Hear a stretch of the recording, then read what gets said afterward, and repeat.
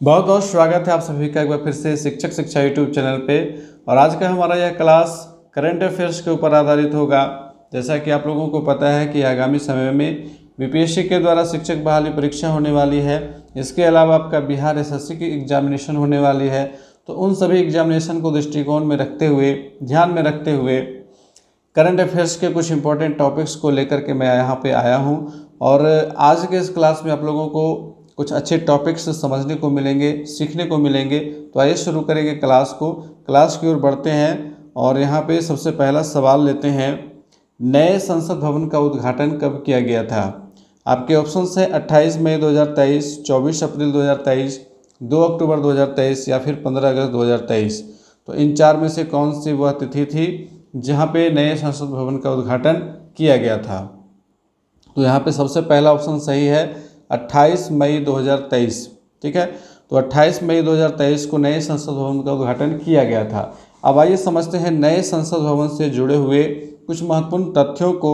जैसा कि आप यहाँ पे देख पा रहे हैं, हमारा सबसे पहला जो इम्पोर्टेंट फैक्ट है और इससे संबंधित क्वेश्चन पिछले बीपीएससी एग्जामिनेशन में पूछा जा चुका है।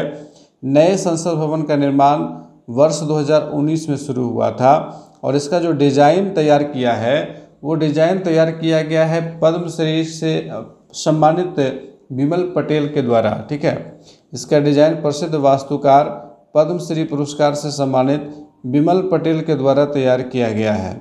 और ये आप देख पा रहे हैं यहाँ पर नए संसद भवन की यह जो बिल्डिंग है यह त्रिभुजाकार आकृति में बनी हुई है। अगला टॉपिक है, नए संसद भवन में लोकसभा कक्ष में 888 सीटों की क्षमता है। ठीक है, अभी वर्तमान समय में जो नया संसद भवन बनकर के तैयार हुआ है वहाँ पे लोकसभा की सीटों की संख्या बढ़ा करके 888 की गई है। ठीक है, पुराने संसद भवन में जो लोकसभा की सीटें थी 543-545 के लगभग, तो वहाँ से बढ़ा करके 888 सीटों की क्षमता कर दी गई है। और आने वाले टाइम पर इसको बढ़ा करके 1272 करने की संभावना है।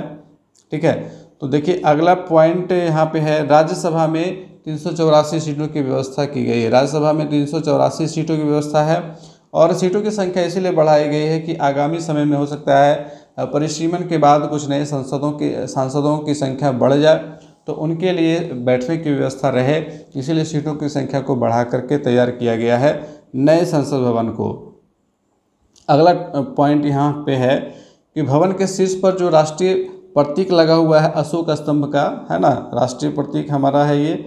और इस से संबंधित एक पॉइंट यहाँ पर याद रखेंगे कि ये जो राष्ट्रीय प्रतीक है इसका जो वजन है, यहाँ पर वनस टाइप हो गया, 9500 किलोग्राम है और ऊंचाई जो है वो 6.5 मीटर है। ठीक है, तो वजन कितना है? 9500 किलोग्राम है और ऊंचाई 6.5 मीटर है। इसका अगला पॉइंट याद रखेंगे, आज़ादी की पूर्व संध्या पर, जब हमारा देश आज़ाद हुआ था 1947 में, ठीक है, तो पूर्व संध्या पर यानी कि 14 अगस्त को शाम में तमिलनाडु के पुजारियों के द्वारा तत्कालीन प्रधानमंत्री, उस समय जो हमारे देश के प्रधानमंत्री थे पंडित जवाहरलाल नेहरू, उनको गोल्डन राजदंड यानी कि सेंगोल भेंट किया गया था। और इसे वर्तमान समय में लोकसभा कक्ष में स्पीकर के पोडियम के पास रखा गया। जैसा कि आप यहाँ पर तस्वीरों में देख सकते हैं, अभी वर्तमान जो हमारे प्रधानमंत्री हैं नरेंद्र मोदी, उनके द्वारा राजदंड को लोकसभा अध्यक्ष के बगल में जो पोडियम होता है उस पोडियम के पास स्थापित किया गया है। अगला पॉइंट है, नए संसद भवन में डिजिटाइजेशन करते हुए सभी सीटों पर टच स्क्रीन की व्यवस्था की गई है। यानी कि नया जो संसद भवन है वो हाईटेक टेक्नोलॉजी से युक्त है। यहाँ पर जो भी सीटें हैं और उन सीटों के सामने टच स्क्रीन की व्यवस्था की गई है और वहाँ से कम्युनिकेट कर सकते हैं सांसद एक दूसरे की सूचनाओं को देख सकते हैं। अगला है, नए संसद भवन को भूकंप रोधी तकनीक से बनाया गया है क्योंकि नई दिल्ली भूकंप जोन 5 में अवस्थित है। अभी वर्तमान समय में नई दिल्ली जो है वो भूकंप जोन 5 में आ चुकी है, जबकि पुराने संसद भवन के निर्माण के टाइम पे यह भूकंप जोन 2 में स्थित थी। तो जब भूकंप जोन बढ़ता है जैसे जैसे, तो भूकंप का खतरा भी बढ़ते जाता है ना। तो भूकंप जोन 5 जो है वो ज़्यादा डेंजरस इलाके में आ जाता है, ज़्यादा खतरनाक इलाके में आ जाता है। तो इसी को दृष्टिकोण में रखते हुए नए जो संसद भवन का निर्माण किया गया है उसे भूकंप रोधी तकनीक से बनाया गया है। आकृति की बात करें तो भवन की आकृति त्रिभुजाकार है। भवन के निर्माण एवं साज सज्जा हेतु पूरे भारत से सामग्री मंगवाई गई है। ठीक है, तो ये सारे इंपॉर्टेंट फैक्ट्स थे नए संसद भवन से संबंधित। आइए बढ़ते हैं अगले प्रश्न की ओर। अगला प्रश्न हमारा G20 से रिलेटेड है। G20 की स्थापना कब हुई थी, पहला सवाल ये है। और इससे संबंधित कुछ इंपॉर्टेंट फैक्ट्स आप देखिएगा और इन फैक्ट्स से आप कई सवाल बना सकते हैं, 8 से 10 सवाल बना सकते हैं। तो इन सारे फैक्ट्स को नोट जरूर करते चलिएगा, बहुत ही इंपॉर्टेंट फैक्ट्स इकट्ठा किए गए हैं। तो G20 की स्थापना 1999 ईस्वी में की गई थी। ठीक है, 1999 में। और इससे संबंधित कुछ इंपॉर्टेंट फैक्ट्स को आइए समझ लेते हैं यहाँ पर। सबसे पहले तो G20 का पूरा नाम अगर आपसे पूछे कि G20 का पूरा नाम क्या है, तो G का मतलब होता है ग्रुप। ठीक है, तो ग्रुप ऑफ 20 इसका पूरा नाम होता है। और जैसे कि आप सभी को पता है, हम सभी को पता है कि हमारे देश में इस टाइम पे G20 का आयोजन चल रहा है, बैठकें चल रही हैं। और इस टाइम पे वसुधैव कुटुंबकम हमारा आदर्श वाक्य है G20 के लिए। थीम जो हमारा है वसुधैव कुटुंबकम है। और इसका अर्थ इंग्लिश में ये परिभाषित किया गया है, one earth one family one future. ठीक है, one earth one family one future. आइए इससे संबंधित कुछ और प्रमुख इंपॉर्टेंट फैक्ट्स को देख लेते हैं। इसकी स्थापना कब हुई थी? ठीक है, तो इसकी स्थापना एशिया में आए वित्तीय संकट के बाद 1999 में हुई थी, 1999 ईस्वी में। और 1999 ईस्वी में वैश्विक आर्थिक और वित्तीय मुद्दों पर चर्चा करने के लिए वित्त मंत्रियों और केंद्रीय बैंक के गवर्नरों के एक मंच के रूप में की गई थी। अलग अलग देश के जो केंद्रीय बैंक होते हैं, जैसे भारत का रिजर्व बैंक ऑफ इंडिया, आप लोगों को पता है कि भारतीय रिजर्व बैंक के वर्तमान गवर्नर कौन है? कमेंट करके उनका नाम कमेंट बॉक्स में लिखिएगा। ठीक है, परंतु वर्ष 2007 में जब वैश्विक आर्थिक और वित्तीय संकट हुआ था, तब G20 को देशों या फिर सरकार के प्रमुखों के स्तर पर अपग्रेड किया था। ठीक है, तो 2007 में इसका अपग्रेडेशन हो गया। और उसके बाद जो है अब देश के जो राष्ट्राध्यक्ष होते हैं, जैसे कि प्रधानमंत्री, राष्ट्रपति या फिर उनके द्वारा प्रतिनियुक्त कोई सांसद या कोई राजनेता, तो उनके स्तर पर अपग्रेड किया गया।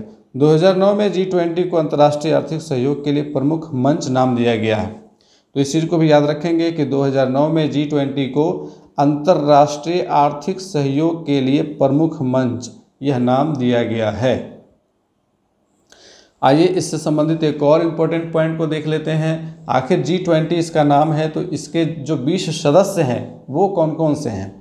तो इसमें 19 देश शामिल हैं और साथ ही साथ एक आपका यूरोपीय संघ शामिल है। इस प्रकार से कुल 20 सदस्य देश इसमें शामिल हैं। ठीक है, और इसमें से जो 19 देश हैं वो कौन कौन हैं?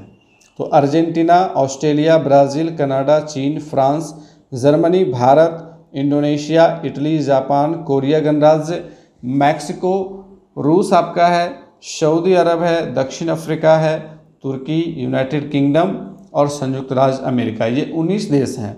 इसके अलावा यूरोपीय संघ भी G20 में शामिल है। और यूरोपीय संघ जो है वो कई देशों का एक समूह है। तो इस प्रकार से हम देख सकते हैं कि विश्व के लगभग जितने भी शक्तिशाली देश हैं, विश्व के जितने भी विकसित एवं विकासशील देश हैं, वे सभी एक मंच पर आए हैं G20 के माध्यम से। और अभी तक इसके बैठकों की बात करें तो कुल 17 बैठकें हो चुकी हैं और भारत अभी वर्तमान समय में 18वीं बैठक का आयोजन करवा रहा है। ठीक है, मेज़बानी इसकी कर रहा है भारत 18वीं बैठक की। ठीक है, और इससे संबंधित एक और पॉइंट याद रखिएगा कि भारत में G20 का जो आयोजन है वो 1 दिसंबर 2022 से शुरू हो गया था। ये 30 नवंबर 2023 तक चलेगा। ठीक है, यानी कि 1 वर्ष तक के समयावधि के लिए इसका आयोजन भारत में किया जा रहा है। इसके बाद G20 का कोई अस्थायी मुख्यालय नहीं होता है, इस चीज़ को याद रखिएगा। G20 का कोई भी अस्थायी मुख्यालय अभी तक नहीं बनाया गया है। तो अगर आपसे प्रश्न पूछ दे G20 का मुख्यालय कहाँ है, 4 अलग अलग देशों के प्रमुख शहरों का नाम यहाँ पे दिया जा सकता है और एक ऑप्शन रहेगा इनमें से कोई नहीं। तो वहाँ पर क्या सही आंसर हो जाएगा? इनमें से कोई नहीं, क्योंकि G20 का अभी तक कोई अस्थायी मुख्यालय नहीं है। वर्तमान समय में G20 2023 का जो थीम है वो वसुधैव कुटुंबकम है, जैसा कि अभी हम लोगों ने इसके बारे में डिस्कस किया। इसका अर्थ क्या है? One earth, one family, one future. ठीक है, चलिए अगला प्रश्न है, वर्ष 2023 के नोबेल का साहित्य पुरस्कार किन्हें प्रदान किया गया है? अब देखिए, वर्ष 2023 में नोबेल पुरस्कारों की घोषणा हो चुकी है और काफ़ी इंपॉर्टेंट टॉपिक माना जाता है। नोबेल पुरस्कार से संबंधित कई प्रश्न आपको देखने को मिलते हैं एग्जामिनेशन में। तो यहाँ पर जितने भी नोबेल पुरस्कार से संबंधित पुरस्कारों की घोषणाएं हो चुकी हैं उसे भी शामिल किया गया है आज के इस क्लास में। तो नोबेल का साहित्य पुरस्कार 2023 का किन्हें प्रदान किया गया है, यहाँ पे सवाल ये है। और इसका सही आंसर आपके सामने ऑप्शन नंबर 1 है, जॉन फॉसे। कौन सा ऑप्शन है? तो जॉन फॉसे। जॉन फॉसे कौन है? तो आइए देख लेते हैं। जॉन फॉसे नॉर्वे के एक प्रसिद्ध लेखक हैं, कवि हैं, और इन्हें 2023 का नोबेल पुरस्कार प्रदान किया गया है। ये आप उनकी तस्वीर देख सकते हैं, जॉन फॉसे। अगला सवाल है, नोबेल शांति पुरस्कार 2023 से किन्हें सम्मानित किया गया है? आपके ऑप्शंस हैं मोंगी बावेंडी, ड्रू विशमैन, एलेक्सी यकीमोव, नरगिस मोहम्मदी। तो इसका सही आंसर ऑप्शन नंबर 4 है, नरगिस मोहम्मदी। नरगिस मोहम्मदी वह महिला हैं जिन्हें वर्ष 2023 का नोबेल शांति पुरस्कार प्रदान किया गया है। इनके बारे में एक संक्षिप्त जानकारी देखिएगा। नरगिस मोहम्मदी को ईरान में महिलाओं के उत्पीड़न के खिलाफ उनकी लड़ाई और मानवाधिकारों और स्वतंत्रता को बढ़ावा देने के लिए वर्ष 2023 का नोबेल शांति पुरस्कार प्रदान किया गया है। अगला सवाल है, वर्ष 2023 का रसायन के क्षेत्र में नोबेल पुरस्कार से किन्हें सम्मानित किया गया है? देखिए, रसायन के क्षेत्र में आपका फिर भौतिकी के क्षेत्र में आएगा, फिर चिकित्सा के क्षेत्र में आएगा, है ना। साहित्य के क्षेत्र की चर्चा हम लोगों ने अभी की, शांति के क्षेत्र की चर्चा भी हम लोगों ने की। तो अलग अलग फील्ड में नोबेल पुरस्कार दिए जाते हैं और वहाँ से प्रश्न बनते हैं। तो यहाँ पे जो प्रश्न है, रसायन के क्षेत्र में किन्हें पुरस्कृत किया गया है? आपके ऑप्शंस हैं मोंगी बावेंडी, लुइस ब्रूस एवं एलेक्सी यकीमोव। और ये पहला ऑप्शन ही हमारा जो है वो सही है। ठीक है, पहला ऑप्शन ही सही है। आइए इससे जुड़ा हुआ एक इम्पोर्टेंट फैक्ट देख लेते हैं। यहाँ पर आप देख सकते हैं इनकी तस्वीरों को, और इससे संबंधित एक इम्पोर्टेंट फैक्ट जो है वो यहाँ पर दिया गया। Awarded the prize for the discovery and synthesis of quantum dots. Quantum dots के आविष्कार के लिए, क्वांटम डॉट्स के ऊपर इनके विश्लेषण के लिए इन्हें पुरस्कृत किया गया। ठीक है। Nano particles so small that their size determines their properties. Quantum dots क्या होते हैं?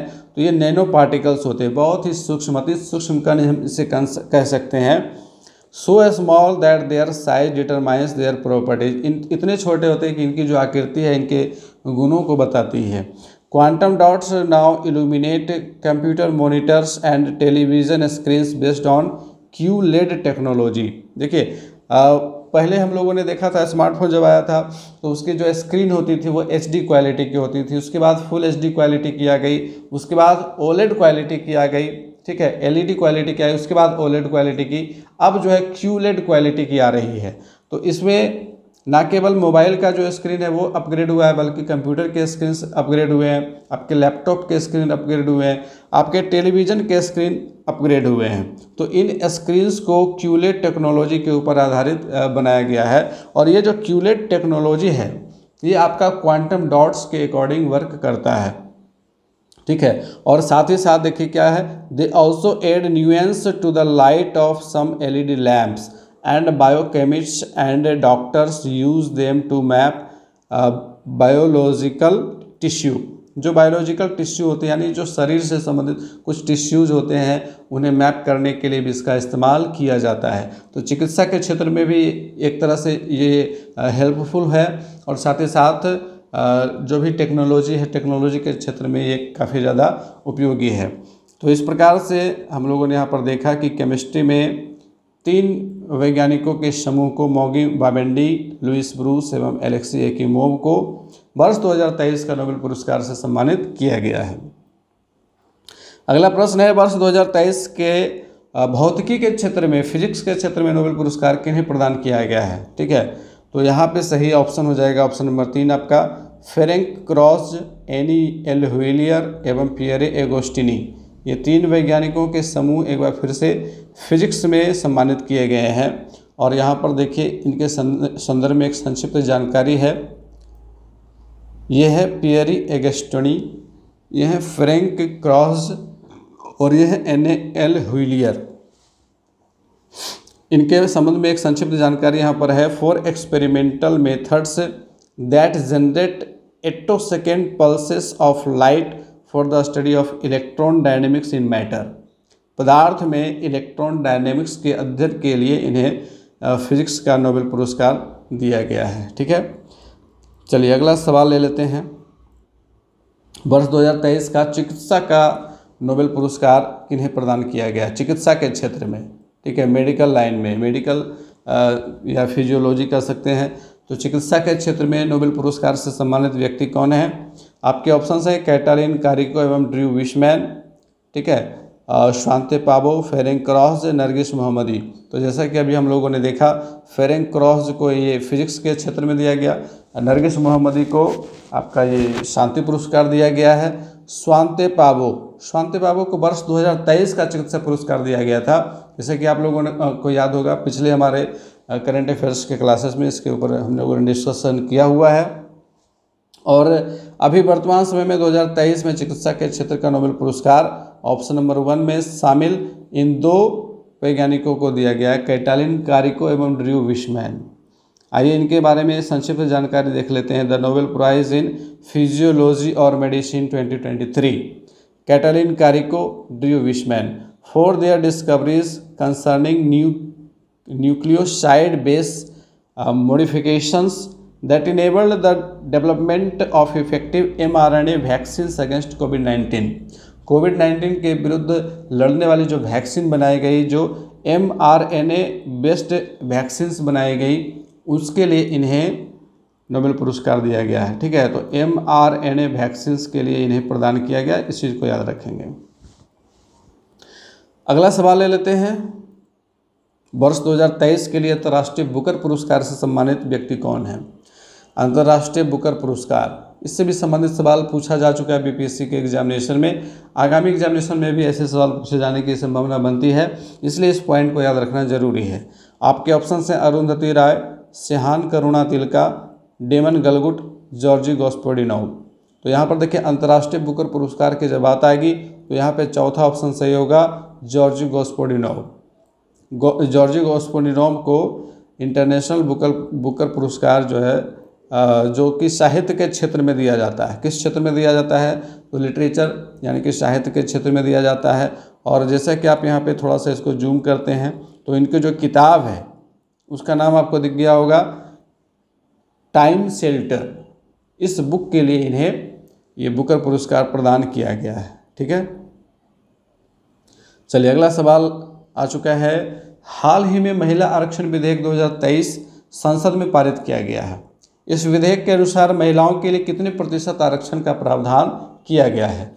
आपके ऑप्शन हैं 35%, 50%, 33% या फिर 25%। तो इसका सही ऑप्शन क्या हो जाएगा? Option number 3, 33%। ठीक है, 33% आरक्षण देने का प्रावधान किया गया है। हालांकि इसके ऊपर अभी तक कानून नहीं बना है। कानून बनने में आने वाले टाइम पर देखा जाएगा कि कितना लंबा समय लग सकता है। इससे संबंधित कुछ इंपॉर्टेंट फैक्ट्स हैं जिन्हें आपको याद रखना है। पहला है, महिला आरक्षण विधेयक 2023 को संविधान के 128वें संशोधन के द्वारा लागू किया गया है। तो इस चीज़ को याद रखिएगा कि संविधान के 128वें संशोधन के द्वारा वर्ष 2023 में इसको लागू किया गया है। और इस विधेयक को नाम क्या दिया गया है? नारी शक्ति वंदन अधिनियम। नारी शक्ति वंदन अधिनियम नाम दिया गया है। इस चीज़ को भी याद रखेंगे, नारी शक्ति को वंदन है, इस चीज़ से याद रखेंगे। और इस विधेयक को अनुच्छेद 334A के तहत जोड़ा गया है। किस अनुच्छेद के तहत जोड़ा गया है? तो 334A, 334A। ठीक है, इस तरह से याद रखेंगे। अगला पॉइंट है, इस विधेयक के लागू होने के बाद होने वाली जनगणना, जो आगामी जनगणना हो सकती है भविष्य में, अब ये कब होगी इसके बारे में डिफिनेट जानकारी नहीं है। 2021 में होना था लेकिन कोविड की वजह से नहीं हो पाया। अब इसे अनिश्चित काल के लिए टाल दिया गया है, लेकिन आने वाले टाइम पर जनगणना कराई जाएगी। तो जब भी जनगणना होगी तो उसी के आधार पर आरक्षण का प्रावधान कराया जाएगा। जनगणना के आधार पर महिलाओं के लिए सीटें आरक्षित करने हेतु परिसीमन किया जाएगा।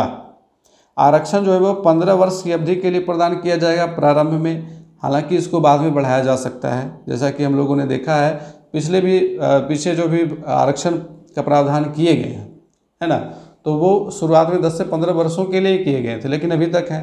तो उसी प्रकार से आने वाले टाइम पर महिला आरक्षण विधेयक भी लंबे समय तक के लिए रहे।